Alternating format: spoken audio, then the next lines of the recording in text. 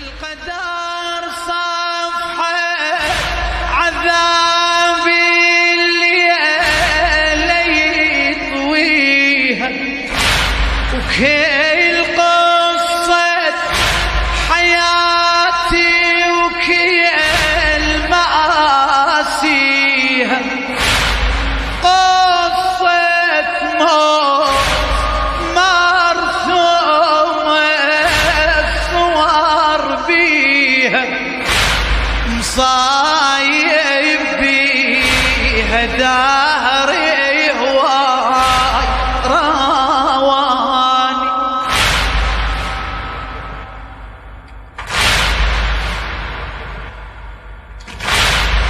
من صغري ابتدت قصة معاناتي،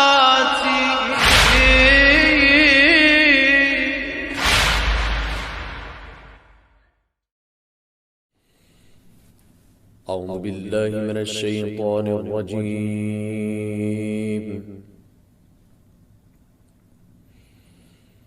بسم الله الرحمن الرحيم.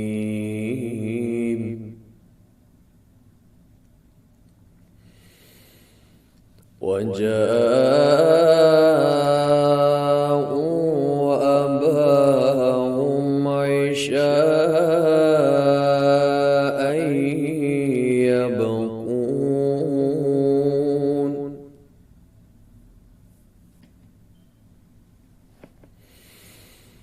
قالوا يا أبانا إنا ذهبنا نستبق وتركنا يوسف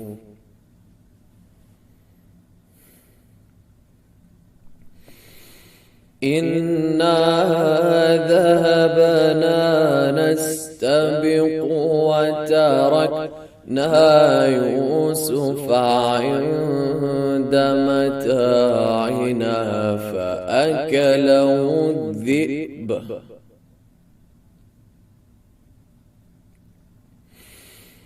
فأكله الذئب وما أنت بمؤمن لنا ولو كنا صادقين.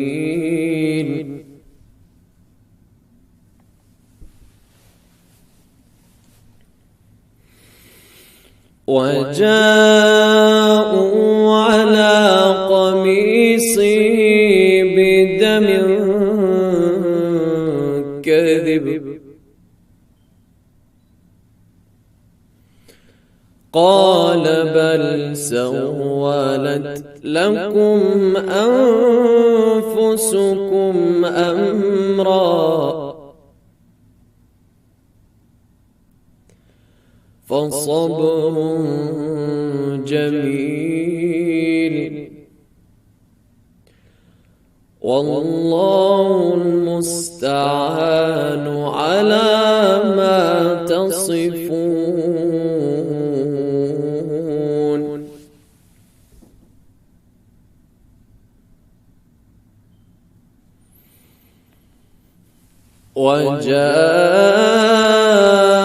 وجاءوا أباهم عشاء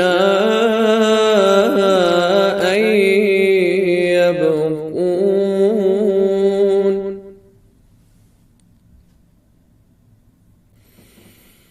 قالوا يا أبانا إنا ذهبنا نستبق وتركنا يوسف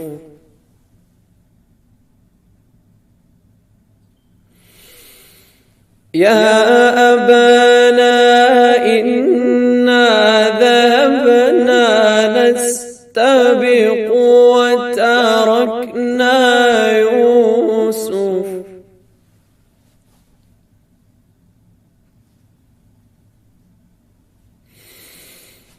إنا ذهبنا نستبق وتركنا يوسف عند متاعنا متاعنا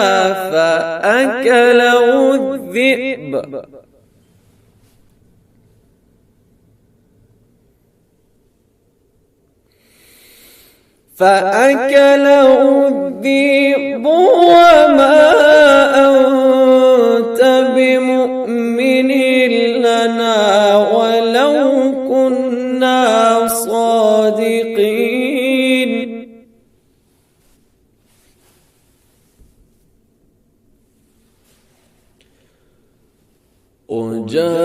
وجاءوا على قميصه بدم كذب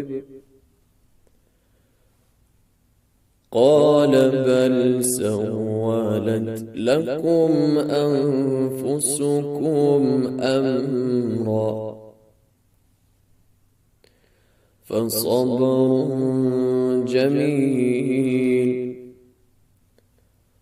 والله المستعان على ما تصفون صدق الله العلي العظيم. أعوذ بالله من الشيطان اللعين الرجيم. بسم الله الرحمن الرحيم. فوضوا أمري إلى الله إن الله بصير بالعباد ولا حول ولا قوة إلا بالله العلي العظيم.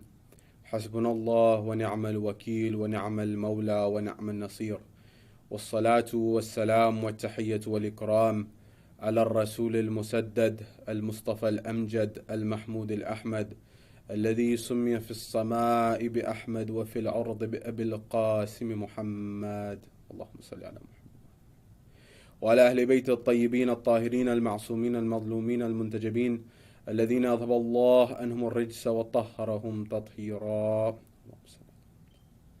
وقل رب اشرح لي صدري ويسر لي أمري واحلل عقدة من لساني يفقه قولي.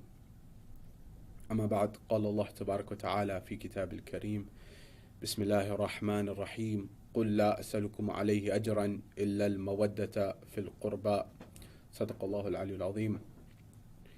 My respected elders, brothers and sisters in Iman across the globe, Salamun alaikum jami'an wa rahmatullahi wa barakatuh.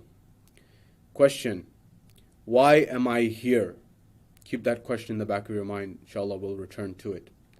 We live in uncertain times. We live in a time of a global pandemic that has changed our life as we know it, and the lives of the loved ones that we have. We live in a time where some of us have lost our loved ones to this pandemic. We live in a time where still others are with loved ones who are fighting against this virus and are on the beds trying to recover. And further still, there are those of us who are trying and fighting to make sure that each and every one of our loved ones is protected and is immune, literally and metaphorically, to this disease. And it is an uncertain time which has caused so many people to question life itself, to reorder and rethink and reorganize our priorities, to think about what is the most important thing in my life, what are my necessities, what are the most important things with the moments that I have left. And furthermore, it's required us to rethink and re-examine our world as a whole. It's also a time of uncertainty with respect to social justice. Yes, indeed, it is a time of heightened awareness with respect to matters of social justice. Yet there is uncertainty about what will happen. Will the same system continue? Will the same world continue? Inside all of these questions, the fundamental, pivotal question which encapsulates all of these questions is, why am I here? And it is this question which we will seek to examine in the subsequent nights. The largest and the biggest and perhaps the most important question of our lives and the life of every individual on this planet. Why am I here? Am I here, for example, in order to enjoy my time here? Am I here, for example, in order to have a contribution and make a contribution to this world? Am I here, for example, in order to be able to be remembered and have a legacy as an individual, that the society and the world around me says that I'm someone worth being remembered? Or is it something else? These questions are at the heart of human existence. And each and every one of us is faced and confronted with this in these sets of questions throughout our lives. From the position of the followers of the Ahlul Bayt alayhimus salam, and the followers of Karbala, and the followers of the movement of Imam al-Hussein alayhi salam, which we have come here to revive once again in our hearts and our minds, it is upon us to make sure, it is upon us to understand what is our answer to this question within the framework of the Husseini movement, within the framework of the Ahlul Bayt alayhimus salam, within the framework of the scholars of the Ahlul Bayt alayhimus salam. What perspectives, what insights, what answers have they given us to these deep questions of life, if they have explored them at all? And indeed we will find that they have explored these and given such answers which can help us get a sense of contentment, a sense of satisfaction, a sense of being, a sense of belonging in our world. When we come to the commemoration and the remembrance of Imam al-Hussein alayhi salam, the question that comes to mind is, how did an individual, this man who is the grandson of the Holy Prophet, make this stand where he was willing to take not only himself, not only his brothers, not only his children, not only his women, his entire family and the closest people to him, to the plains of Karbala and give the ultimate sacrifice? The clarity that the Imam had, the certainty that the Imam had, the sense of purpose and meaning through the divine message of God Almighty, the Imam had absolute clarity. Now you may say, that is the Imam. You may say, that is the individual who has been entrusted to guide us on this path. However, in that same message and in that same mission of the Imam alayhimus salam, there are answers for you and I. There are jewels for you and I to glean and to capture so that we can understand what is our purpose here in our world. I say this to you in a time that we are of heightened uncertainty, perhaps the greatest level of uncertainty that we have seen in our lives. Where will society go from here? Will we find a cure to this pandemic? Will we find some ease in this environment? What is the answer to these questions? To this question and the other questions that lie beneath the surface of these questions? In our subsequent night, this being the first in a series of lectures tackling the most deep and the most meaningful questions, we will give a high-level glance of what it is that we seek to cover in the subsequent nights. Issues and matters such as, what is my worldview? That is, how do I see the world? Do I see the world from the perspective of materialism, for example? Do I see the world from the perspective of the hereafter solely? Do I see this world, for example, from the perspective of hedonism, where I am here to maximize my pleasure? Do I see this world as suffering? And if my worldview, once I've established it, does my worldview have an impact on how I operate in the world? Does my worldview influence how I exist in the world and who I am? This is a pivotal question because you will understand that the beliefs that you adhere to in your life have such a profound impact on who you are that it changes the entire paradigm of your existence. Your narrative and understanding who you are completely changes your reality. I'll give you one example. And the example is the following. And this will be the foundational element of our discussion as we elaborate more on this concept. I remember I was in London some years ago, and during this time, not too long ago, during this time in London, I was walking with some friends by a restaurant in London. Now this London restaurant was very famous. It seemed to have a very long line outside the door, not inside.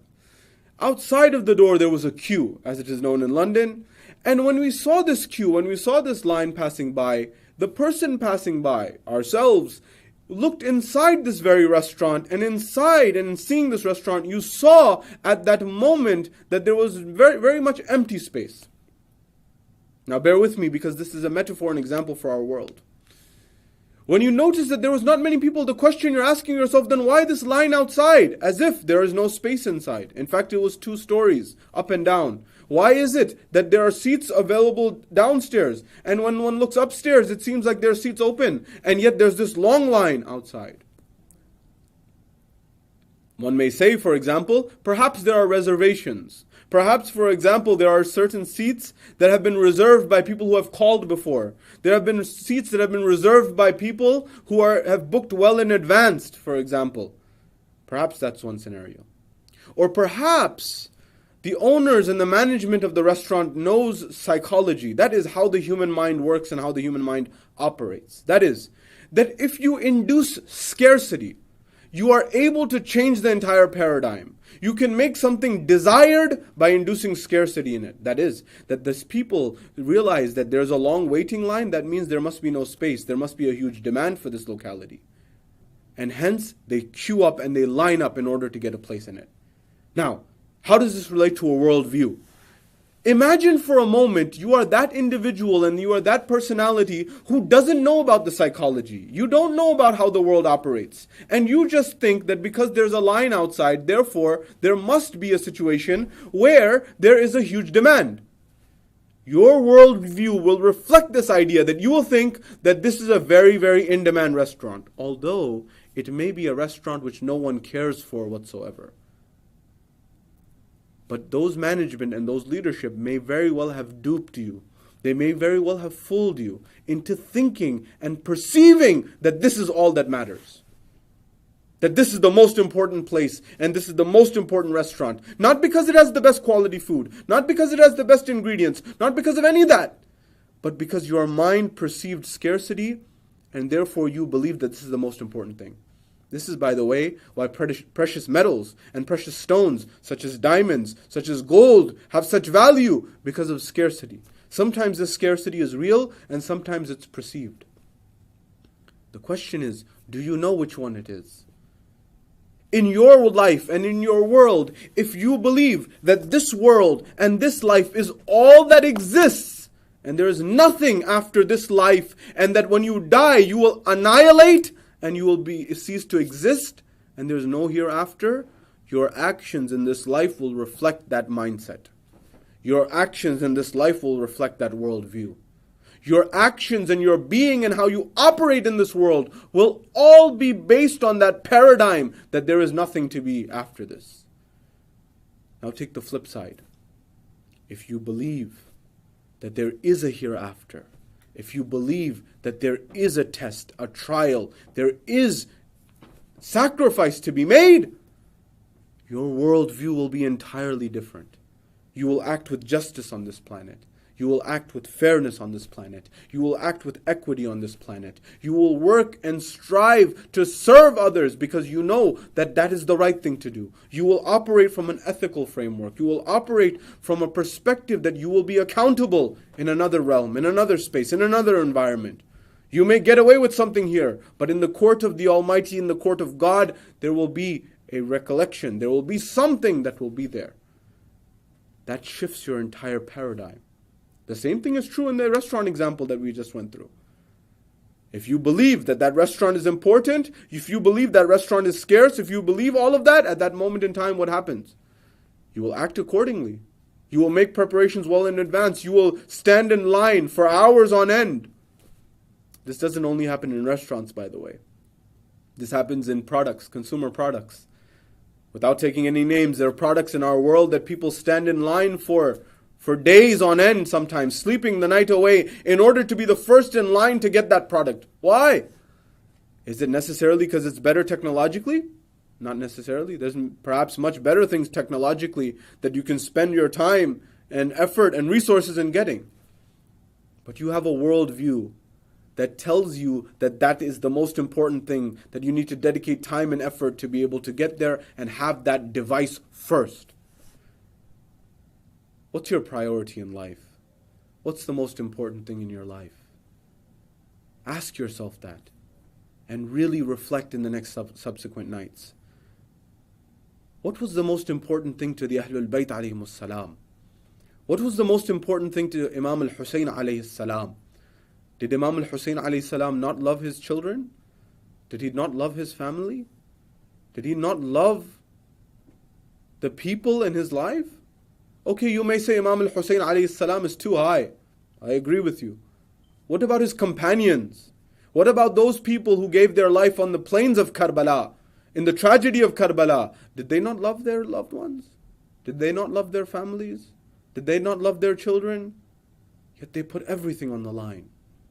You may find in our journey in the next few nights that Allah subhanahu wa ta'ala and His representatives, the Ahlul Bayt alayhimus salam, they may not have asked you and I to give our life. They may not have asked us to sacrifice our children. They may not have asked us to give everything that we have at any moment in time and sacrifice everything and give the ultimate sacrifice the way Imam al-Hussein alayhi salam did. They may not ask us of that.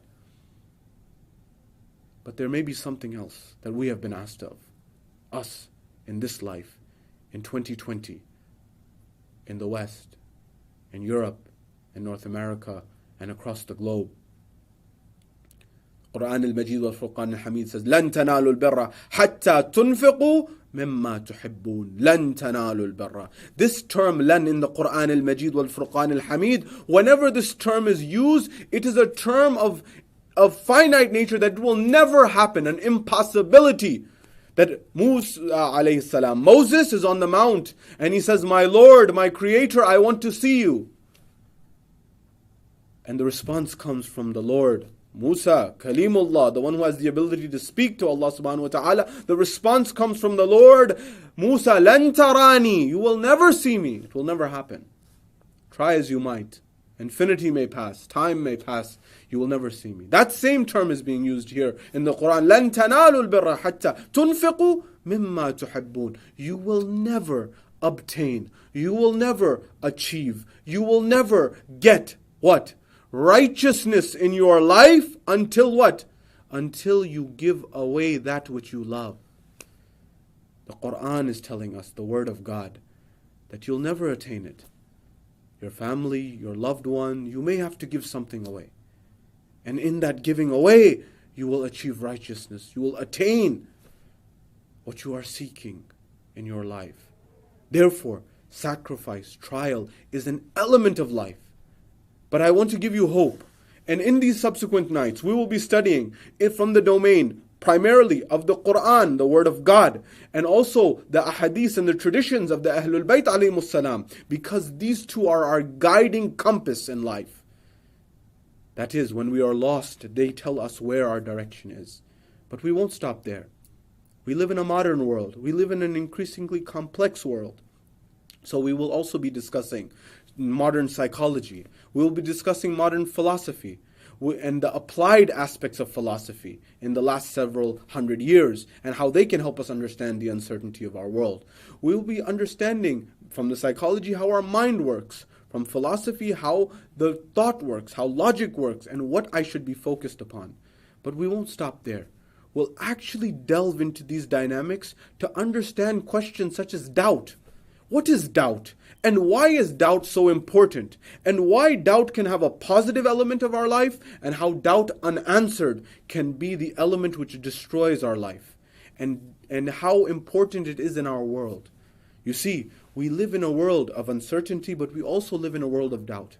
A world where, for example, we want proof and evidence about everything, which is good on one side, which is beautiful on one side, that our scientific method is based on the system of doubt. This concept of skepticism in philosophy in the last 200-300 years of philosophy has been very beautiful in order to help us get conclusions such as science, such as understanding our world and asking better questions.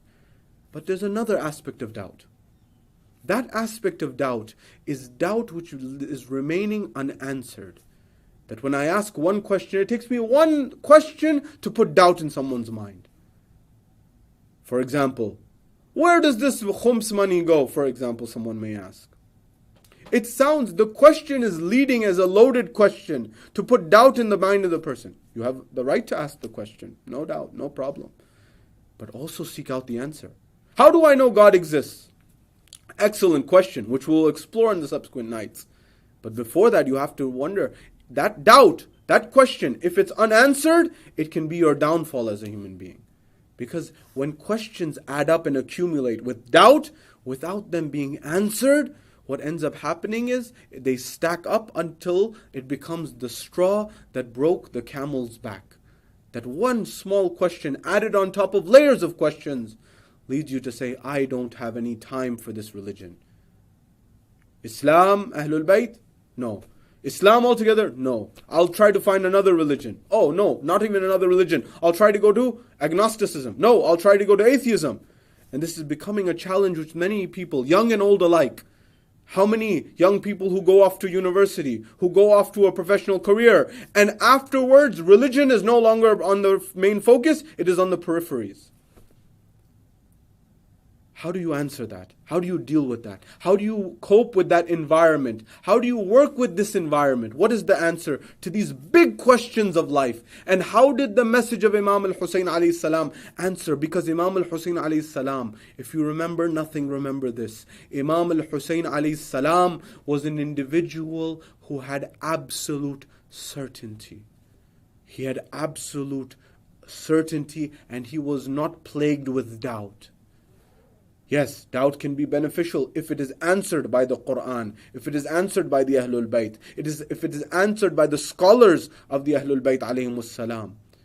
Yet if doubt lingers, if doubt remains, it festers and it creates an environment of uncertainty, the lack of yaqeen, the lack of certainty.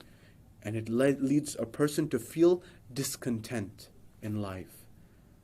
And the Quran says a solution to your problem. And that solution is Ala bizikrillahi tatma'inna al-qulub. That verily in the remembrance of Allah do the hearts find solace.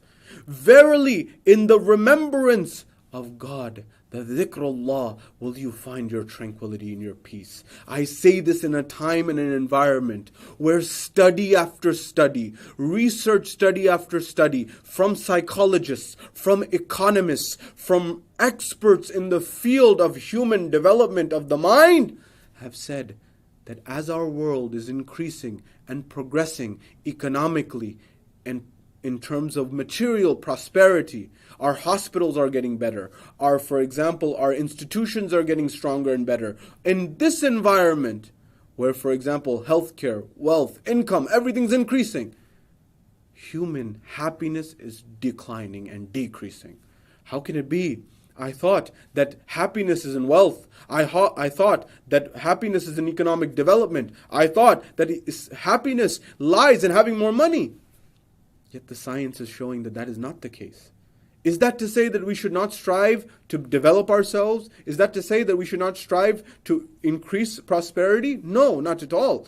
But rather, economic prosperity, money, income, wealth, in and of itself is not your solution. You need that, but you need before that a foundational element. Something that's even more important than that. Something which the Imams understood. Something which the Ahlul Bayt alayhimus salam understood. Something which Allah was inspiring us to understand through His messengers, through His representatives. And that is the foundational layer. You know, my dear brothers and sisters, that science and the data has become so strong, the correlation between unhappiness and economic development, that researchers are now saying that it is possible that when you see unhappiness increasing in a society, and all you know is that unhappiness is increasing, it's fair to assume that it's possible that economic development is occurring. Meaning what? Meaning that if you see people getting more unhappy in your society, it's possible that there's economic development going on. That's how strong some researchers have said this relationship is, this correlation is. But look at Imam al-Hussein alayhi salam, that he's saying in Dua Arafah on the plains of Arafah, before going to Karbala, he's saying and giving the solution to tranquility and peace in your heart and mind for us all. He's saying, my Lord, my Lord, my Allah, my Rabb, my Creator, my Lord, what has he gained who has lost you? And what has he lost who has gained you? The absolute formula for your priority in life, for your certainty in life, and your greatness in life. Sometimes people think that when I live a God-centric life, when I live a life that is focused on the Creator and the Almighty, therefore by default I have to lose this world. No, not necessarily at all. You may have to take trials, you may have to sacrifice, but this world is meant to be a springboard for you to obtain the Akhirah. That is, you and I are to struggle here to make our lives better, but also the lives of our families, our loved ones, our world better. And that's the manhaj, the message of the Ahlul Bayt alayhimus salam. How to balance the two. A life of balance. A life where you are working and striving for the hereafter, but you are not neglecting this world and living monk-like. That you are living a world in which you are contributing, in which you are benefiting society and the world around us. This is what Imam al-Hussein alayhi salam and the Ahlul Bayt teach us. Their stand, their movement was based on the time in which they exist. It was based on the space in which they exist.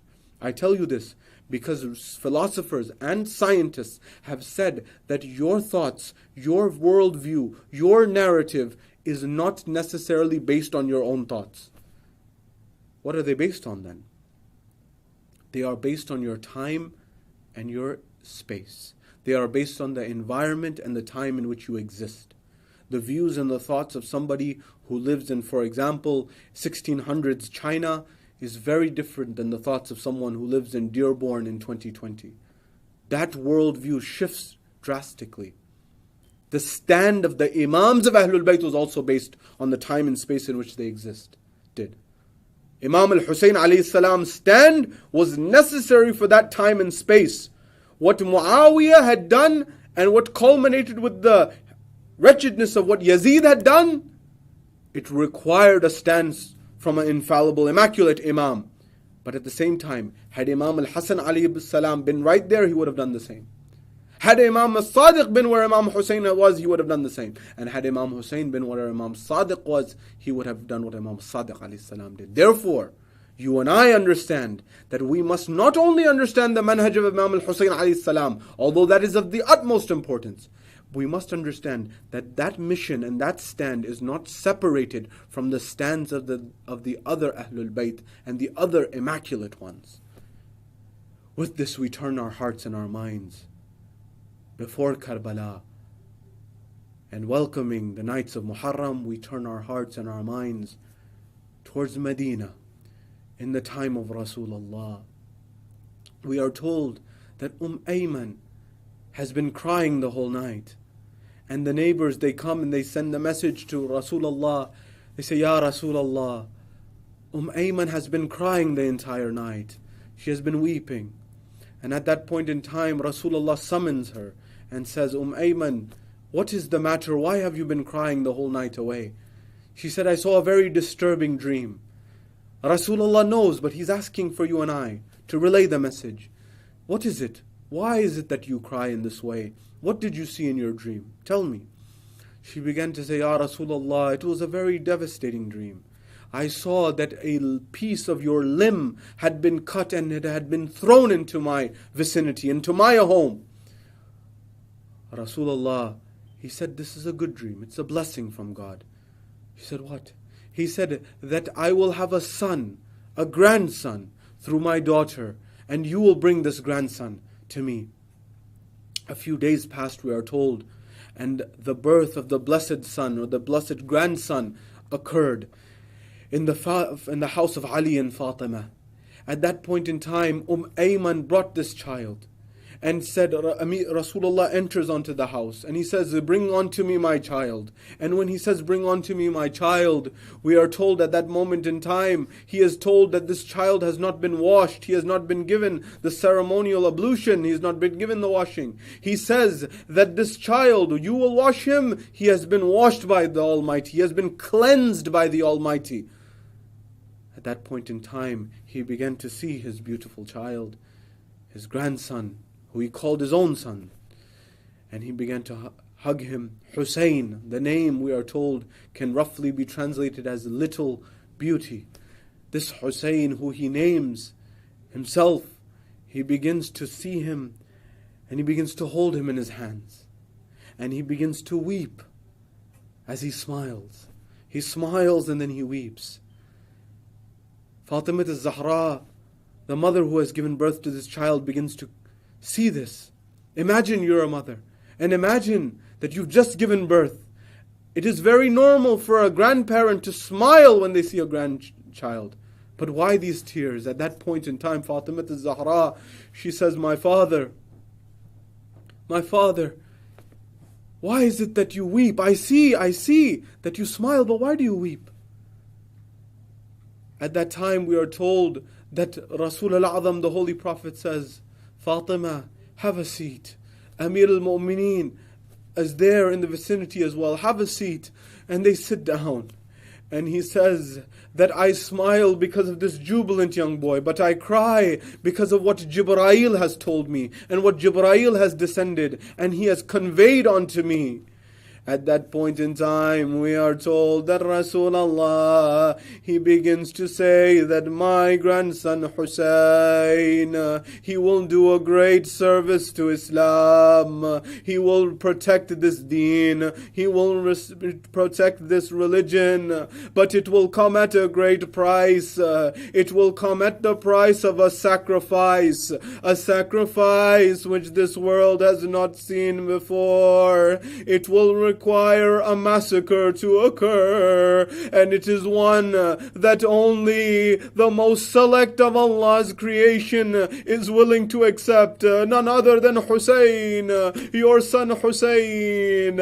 He will give everything on the plains of Karbala. But Fatima, tell me, was there something in this expectancy of Hussein, in this pregnancy, was there something unique? Tell me. Fatima says, my father, yes, this child in the womb would call on to me and would speak out to me. What would he say? Rasulullah knows this message must be conveyed to the people. What would he say, Ya Fatima? That this Hussein in the womb would say, my mother, and al-gharib, my mother, I am a stranger.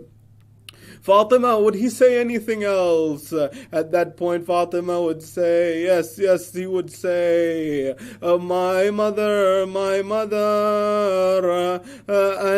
al-atshan,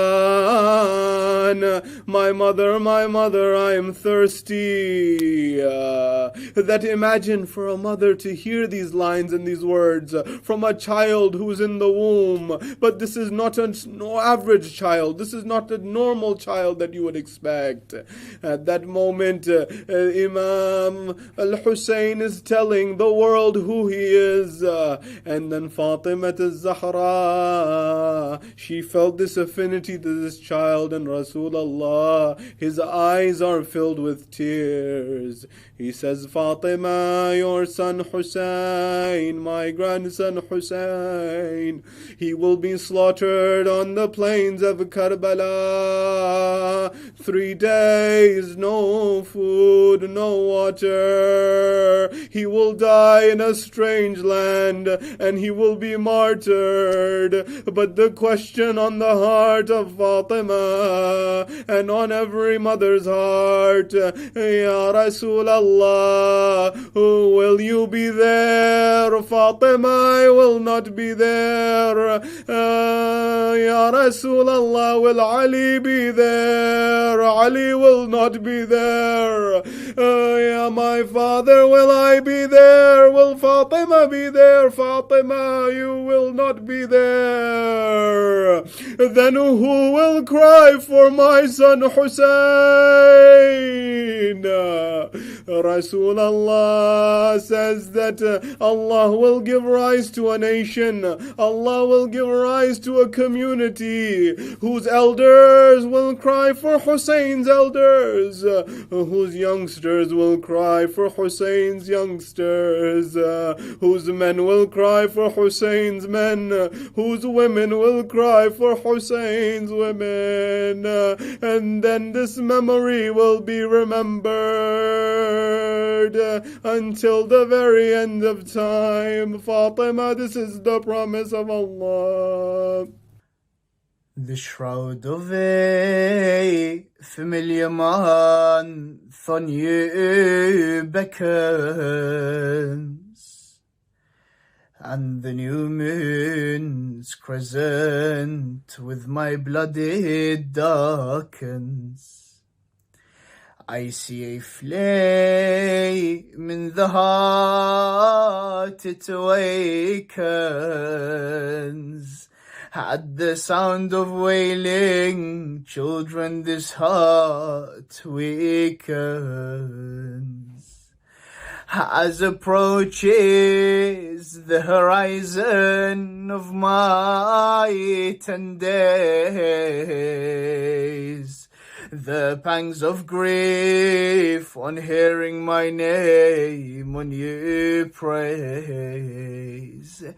Between your eye and your eyelid my body lays, and hear the angel of death on my body praise. If by my tragedy your heart it would falter, oh Shia, remember me when you support her. Why, O Abu Abdullah? For I was murdered, thirsty, alone, a stranger, أيوا حسينا ومظلوما وعطشانا. For I was murdered, thirsty, alone, a stranger. Indeed, my children would refuse water later. For what reason, O my lover, do your eyes weep? Is it that swords call my name whilst my soldiers sleep? Or that my flag bearer with no hands lies asleep, Aywa Abbasa, whilst fire and men upon my woman's tensip? Ajarakum Allah. The crescent of Muharram has approached us. The night of Muharram has approached us. These days in which the narrations would tell us that the Imams would not be seen smiling or in a happy state.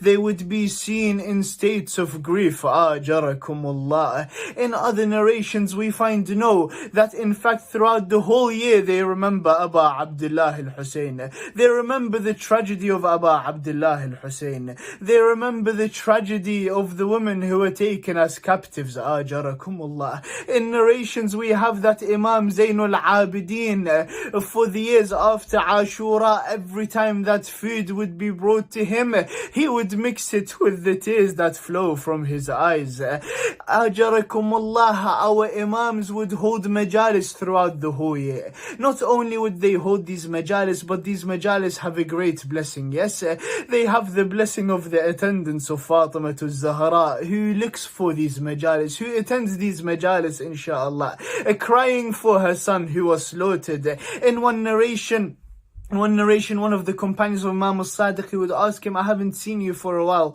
He said to him, do you remember that majlis that you had at your home? He said to him, yes, O master. He said to him, when you entered your house, there was a aba that you tripped over. He said, do you remember that scene? He said to him, yes, O my master. Which aba was that? Whose aba was that? He said, that was my aba. He said to him, O my master, why is it that you were standing by the door? Why did you not go inside the house to attend the majlis? He said to him, because my grandmother Fatima was sitting inside that majlis, weeping for her son Hussein. Ajarakumullah, the poet would describe as if Fatima al-Zahra asks her Shia. She says to them, where is the Shia that would help me weep and wail for my son? Where are the Shia that can help me wail for the son who was slaughtered on the plains of Karbala? For the infant that was slaughtered on the plains of Karbala? Where is the one that can help me cry for Al-Abbas? In what state? In the state where his hands were cut off.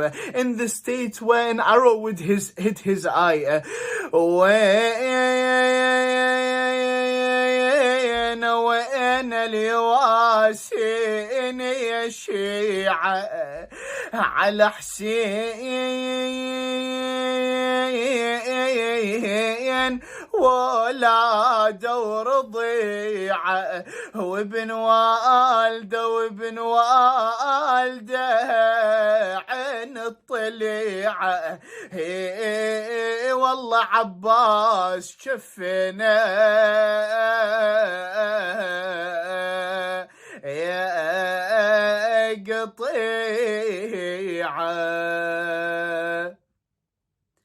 لا حول ولا قوة إلا بالله العلي العظيم. إنا لله وإنا إليه راجعون. وسيعلم الذين ظلموا أي منقلب ينقلبون والعاقبة للمتقين. وسيعلم الذين ظلموا أي منقلب ينقلبون. صلى الله عليك يا رسول الله، صلى الله عليك يا أمير المؤمنين، صلى الله عليك يا حسن المجتبى، صلى الله عليك يا فاطمة الزهراء. السلام على الحسين وعلى علي بن الحسين وعلى أولاد الحسين وعلى أصحاب الحسين.